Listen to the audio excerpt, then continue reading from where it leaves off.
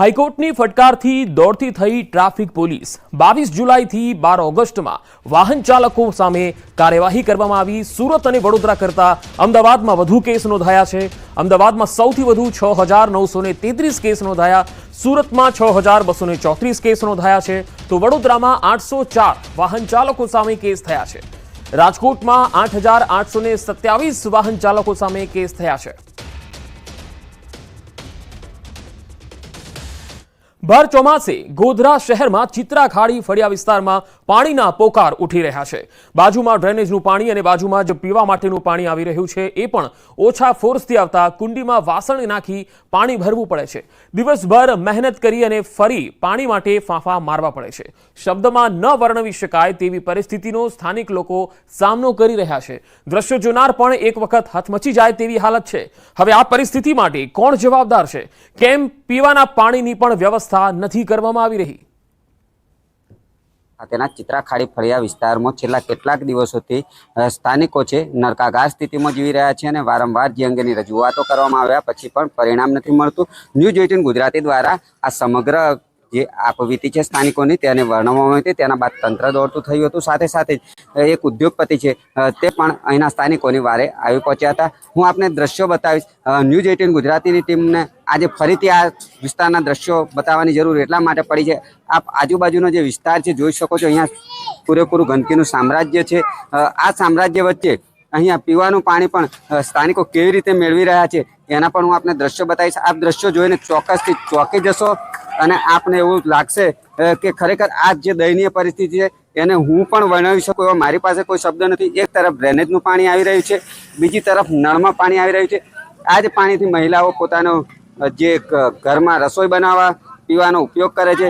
અહીંની મહિલાઓ છે તે મજબૂર બની આ પરિસ્થિતિમાં અહીંયા જીવન વ્યતીત કરી રહી છે। પીવાનું નાવું ધોવું બધું આનથી જ હવે ચોમાસામાં 12 માસ આ જ પરિસ્થિતિ હોય છે। અમારે પીવાના પાણી બદલે બધી જ રીતે ખાડી ફળિયા અને આ જ પરિસ્થિતિમાં અમે બધા જીવીએ છીએ। કોઈ અમારી સુનવાઈ સાંભળતું નથી। મામલેદારમાં ગયા, કલેક્ટરમાં બધે જઈને આવ્યા અમે। ગમે તે હોય, જેની પણ બેદરકારી હોય તેની સામે પગલાં ભરવા જોઈએ। સાથે સાથે અહીંના સ્થાનિકોને કમસે કમ પીવાનું પાણી યોગ્ય રીતે અને સારું મળી રહે, શુદ્ધ મળી રહે એવી વ્યવસ્થા પણ કરવી જોઈએ। રાજેશ જોશી, ન્યૂઝ 18 ગુજરાતી, ગોધરા, પંચમહાલ। ભાવનગર મનપાની ઢીલી નીતિ અને અણઆવડતના કારણે યાત્રાધામનો કરોડોનો પ્રોજેક્ટ હાંસિયામાં ધકેલાઈ ગયો। એરપોર્ટ રોડ પર આવેલા રૂવા રવેચી ધામનું કામ 1 વર્ષના બદલે 3.5 વર્ષે પણ અધૂરું છે। યાત્રાધામ બોર્ડે રવેચી ધામ રૂવા લેક ડેવલપમેન્ટ માટે 4 કરોડની ગ્રાન્ટ આપી। મનપાએ ફક્ત કામનું સંચાલન કરવાનું હતું, તેમાં પણ તંત્ર નિષ્ફળ ગયું। 3.5 વર્ષમાં માત્ર 70% કામ થયું, એમાં પણ હવે કોન્ટ્રાક્ટરે હાથ ઊંચા કરી દીધા। ત્યારે તંત્ર માત્ર નોટિસ આપીને સંતોષ માને છે। આ પ્રોજેક્ટમાં 5 સિટી એન્જિનિયર બદલાઈ ગયા, 3 ચેરમેન બદલાયા, 2 કમિશનરની બદલી થઈ ગઈ, છતાં આ પ્રોજેક્ટ પૂર્ણ થયો નથી। પ્રોજેક્ટના કેમ્પસની ડિઝાઇનના પણ ઠેકાણા નથી। અમદાવાદની એજન્સી આર્કિટેક્ટ કન્સલ્ટન્ટ તરીકે કામ કરી રહી છે, જેને કોર્પોરેશન ફી ચૂકવી રહી છે, છતાં સમયસર ડિઝાઇન નહીં આપીને ભાવનગરના પ્રોજેક્ટને બાનમાં લીધા હોય એવો ઘાટ ઘડાયો છે। ટલ્લે ચઢેલા આ પ્રોજેક્ટને વહેલી તકે પૂરો કરવા માટે શહેરીજનોની માંગ છે। 70% કામ પૂરું થઈ ગયું છે, બાકીનું 30% કામ છે કે ભાઈ આગળનું લેન્ડસ્કેપિંગ, દરવાજો એ બધું બાકી છે, ગ્રીલ છે એ બાકી છે, પેવિંગ બ્લોક બાકી છે। બાકીના કામો પૂર્ણ થયા છે અને આના માટે છેલ્લે કોન્ટ્રાક્ટરને બહુ કડક ભાષામાં નોટિસ આપવામાં આવી છે। જે કામની પાછળ 5 સિટી એન્જિનિયર, 3 સ્ટેન્ડિંગ કમિટીના ચેરમેનો અને 2 કમિશનર બદલાઈ ગયા, છતાં કામ 70% પૂર્ણ થયું, 30% હજી પૂરું નથી થયું।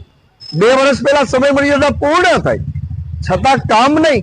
કેમ ભાઈ એજન્સીને બ્લેકલિસ્ટમાં નથી મૂકતા? સ્પષ્ટપણે મને એવું લાગે છે કે બધાય ધીમે ધીમે પોતાનો માલ મલાઈ ખાવા માંડ્યા, એટલે કોઈ બોલી શકતું નથી। તંત્ર અને મારા લેવલે, કમિશનર અને મારા લેવલે એજન્સી સાથે લગભગ 4 થી 5 વખત મીટિંગ પણ કરવામાં આવી છે। આગામી દિવસોમાં આ કામ પૂરપાટ ઝડપે પૂરું થાય અને ભાવનગરના આસ્થાના સ્થાન તરીકે રવેચી ધામ એક ફરવાલાયક સ્થળ તરીકે ઉભરી આવે એના માટેના અમારા પ્રયત્નો છે। ગોંડલમાં કૂવામાં પડી જતા 2 બાળકોના મૃત્યુ થઈ ગયા. નાના મહિકા ગામે 2 બાળકોના મોત થયા. મૃતક બંને બાળકો મધ્યપ્રદેશના ખેડખાલ ગામના રહેવાસી છે. બાળકોના પરિવાર મજૂરી અર્થે નાના મહિકા ગામે રહે છે. મૃતક બાળકોમાં બંને સગા ભાઈઓ છે. મૃતકને મૃતદેહોમાં એકના મૃતદેહને તેમના પિતાએ અને બીજાના મૃતદેહને ગોંડલ નગરપાલિકા ફાયર બ્રિગેડની ટીમે બહાર કાઢ્યા હતા.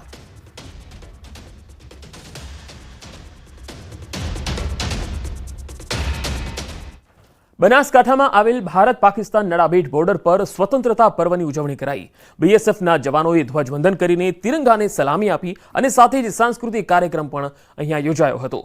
કાર અને બાઇક રેલી સહિતના અલગ અલગ કાર્યક્રમોનું આયોજન કરવામાં આવ્યું. બનાસકાંઠાના પાલનપુરમાં અનોખી રીતે ધ્વજવંદન કરાયું. ભાઈ બહેને માત્ર 1.25 કલાકમાં ગુરુ પર્વત ચઢી તિરંગો લહેરાવ્યો. 8 વર્ષીય ચૌહાણ અને 6.5 વર્ષીય ખંજને તિરંગો લહેરાવ્યો. 78માં સ્વતંત્ર પર્વને લઈ બંને ભાઈ બહેને ગુરુ પર્વત સર કરી તિરંગો લહેરાવ્યો. નાની ઉંમરે બંને ભાઈ બહેને પર્વત સર કરી સ્વતંત્રતા પર્વની પ્રકૃતિના સાનિધ્યમાં ઉજવણી કરી. જલોત્રા નજીક આવેલા 2612 ફૂટની ઊંચાઈ ધરાવતો ગુરુ પર્વત એના ઉપર ચઢી તિરંગો લહેરાવ્યો.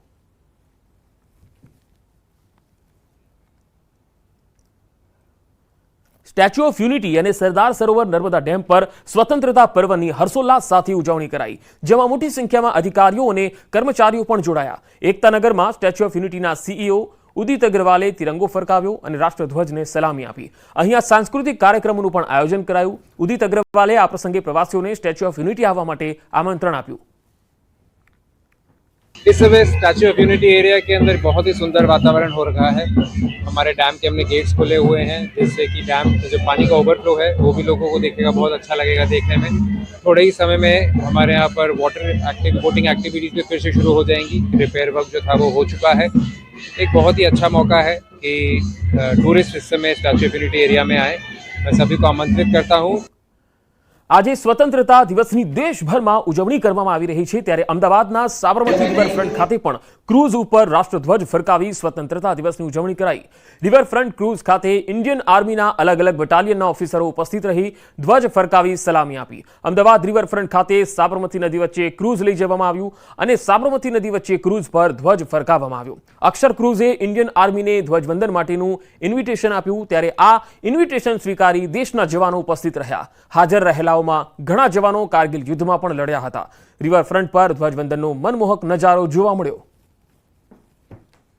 આપણે જે બધું છીએ અહીંયા આટલી ભારત દેશ આગળ વધી રહ્યો છે ઇન્ડિયન આર્મીના લીધે છે, તો અમે એમને ઇન્વાઇટ કર્યા હતા. એમના હાથે મેજર જોશીકર હોય છે, એમના હાથે આપણે ફ્લેગ હોસ્ટિંગ કરાવવાનું નક્કી કર્યું હતું અને એમણે આપણું પ્રપોઝલ એક્સેપ્ટ કર્યું અને ઉદ્દેશ કર્યો, તો એ લોકો એટલા ખુશ થયા છે. એમણે સમગ્ર દેશમાં 78માં સ્વાતંત્ર્ય દિવસની ઉજવણી કરવામાં આવી રહી છે, ત્યારે અમદાવાદમાં ગુજરાત કોંગ્રેસ દ્વારા આઝાદીના પર્વની ઉજવણી કરવામાં આવી હતી.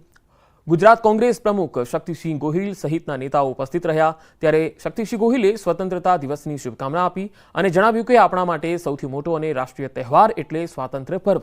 આ સાથે તેમણે કહ્યું કે ગાંધી, સરદાર આંબેડકર, નહેરુ સહિતના નેતાઓનો ઇતિહાસ સ્વર્ણ અક્ષરે લખાયો છે.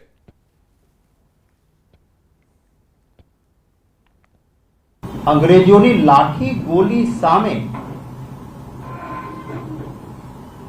જેમણે આઝાદી માટે લડાઈ લડી એવા સૌને સ્મરણાંજલિ અર્પણ કરું છું. અનેક વીરગતિને પામ્યા, અનેક વ્યક્તિઓએ અનેક યાતનાઓ ભોગવી. આ તમામ વ્યક્તિઓને નમન કરું છું. આઝાદીના પર્વની સૌરાષ્ટ્રમાં હર્ષોલ્લાસ સાથે ઉજવણી કરવામાં આવી. ગોંડલમાં 100થી વધુ ખેલૈયાઓ રાષ્ટ્રધ્વજ સાથે ગરબા રમ્યા. તિરંગા સાથે દાંડિયા રાસ રમીને સ્વતંત્રતા પર્વની ઉજવણી કરી. 6 થી લઈને 57 વર્ષના ખેલૈયાઓ દેશભક્તિની થીમ પર ગરબા રમ્યા. સુંદર નજારો ડ્રોન કેમેરામાં કેદ થયો.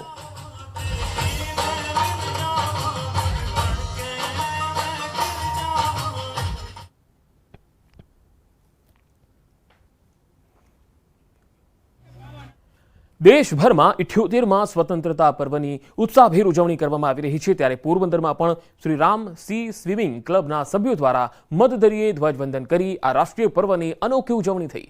પોરબંદરમાં આ ક્લબના સભ્યો દ્વારા છેલ્લા ઘણા વર્ષોથી મધદરિયે ધ્વજવંદન કરવામાં આવે છે, ત્યારે આ વર્ષે પણ મધદરિયે ધ્વજવંદન કરી સ્વતંત્રતા પર્વની ઉજવણી કરાઈ. તોફાની દરિયો છે તો પણ આપણા સાહસિક તરવૈયાઓ અંદર જઈ અને ધ્વજવંદન કરે છે. સાહસિકતા કેળવાય એ ખાસ મુખ્યત્વે એનો હેતુ છે અને સ્વસ્થતા જળવાઈ રહે એ માટે અમે રાઉન્ડ ધ યર સ્વિમિંગ કરતા રહીએ છીએ. તેથી જ આ રીતના અમે આવા પાણીમાં પણ અંદર જઈ શકીએ છીએ. આઝાદીના પર્વની દેશભરમાં ઉજવણી કરવામાં આવી રહી છે ત્યારે જામનગરમાં લાલવાડી વિસ્તારમાં 78માં સ્વતંત્રતા પર્વની ઉજવણી થઈ. રિલાયન્સ દ્વારા બનાવેલી નગર પ્રાથમિક શિક્ષણ સમિતિની સ્કૂલ ખાતે ભવ્ય ઉજવણી થઈ હતી. 78માં સ્વતંત્રતા દિવસ નિમિત્તે શહેરી કક્ષાનો ધ્વજવંદન કાર્યક્રમ યોજાયો હતો, જ્યારે મેયર વિનોદભાઈ ખીમસુરિયાએ ધ્વજવંદન કર્યું. આ પ્રસંગે ધારાસભ્ય દિવ્યેશ અકબરી, રીવાબા જાડેજા ઉપરાંત અગ્રણીઓ ઉપસ્થિત રહ્યા હતા.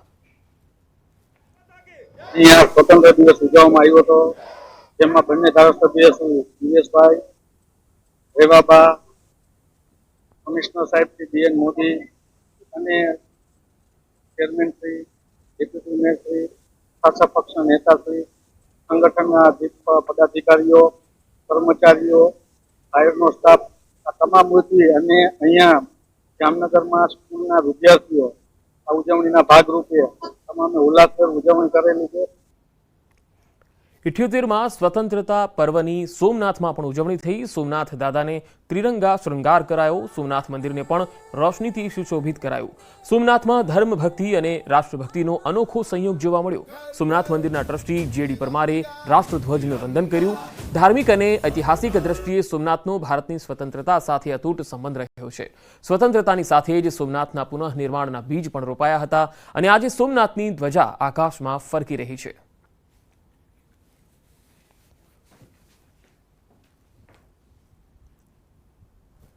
સોમનાથમાં મોટી સંખ્યામાં પોલીસના જવાનો પણ ઉપસ્થિત રહ્યા હતા અને તિરંગો લહેરાવી અને તિરંગાને સલામી પણ આપી હતી. પાટણના સાંતલપુર તાલુકાની લખાપુરા પ્રાથમિક શાળામાં બાલ સાંસદ ચૂંટણીનું આયોજન કરાયું. બાળકોને ગમ્મત સાથે લોકશાહીનું જ્ઞાન પીરસવાનો અનોખો પ્રયત્ન થયો. બાલ સાંસદ ચૂંટણીમાં 8 બાળકો ઉમેદવાર બન્યા અને તેમને અલગ અલગ ચૂંટણી ચિહ્ન પણ આપવામાં આવ્યા. શાળામાં બાલ સાંસદ ચૂંટણીમાં ચૂંટણીલક્ષી તમામ સુવિધાઓ ઉપલબ્ધ કરાઈ. ઉમેદવાર, એજન્ટ, પોલિંગ સ્ટાફ, ચૂંટણી અધિકારી, પોલીસ સ્ટાફ સહિત તમામ પાત્ર બાળકોએ અહીંયા બજાવ્યા હતા. વોટ માટે ડિજિટલ EVM એપનો પણ ઉપયોગ કરી તેમાં મતદાન પણ કરાયું. મતદાન બાદ વિજેતા ઉમેદવારો પણ જાહેર કરાયા. આમ બાળકોને લોકશાહીની ચૂંટણી પ્રક્રિયા અંગે માહિતી અપાઈ. તો બીજી તરફ આઝાદીના પર્વની ઉજવણી દ્વારકામાં અનોખી રીતે કરાઈ. બરડાના ડુંગરમાં તિરંગો લહેરાવાયો. દ્વારકા પોલીસના જવાનોએ પ્રકૃતિની ગોદમાં ઊંચે ડુંગર પર તિરંગો લહેરાવ્યો હતો. બરડા ડુંગર વિસ્તારના નેસના માલધારીઓ અને પોલીસ જવાનોએ સાથે મળીને તિરંગા યાત્રા યોજી. બરડા ડુંગરની કઠિન કેડીઓને પાર કરી 2090 ફૂટની ઊંચાઈએ આભાપરા ટેકરી પર તિરંગો લહેરાવ્યો. મુખ્યમંત્રી ભૂપેન્દ્ર પટેલે પણ આ અભિયાનની ટ્વીટ કરી સરાહના કરી હતી.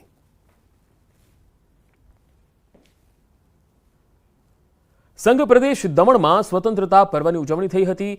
પ્રદેશના પ્રશાસક પ્રફુલભાઈ પટેલે તિરંગો લહેરાવીને સલામી આપી. શાનદાર પરેડની સલામી ઝીલી. સાંસદ ઉમેશ પટેલ, સ્વતંત્રતા સેનાની ઉચ્ચ અધિકારીઓ અને રાજકીય સામાજિક હસ્તીઓ પણ કાર્યક્રમમાં ઉપસ્થિત રહી. પ્રફુલ પટેલે સંઘ પ્રદેશની જનતાને શુભકામના પાઠવી.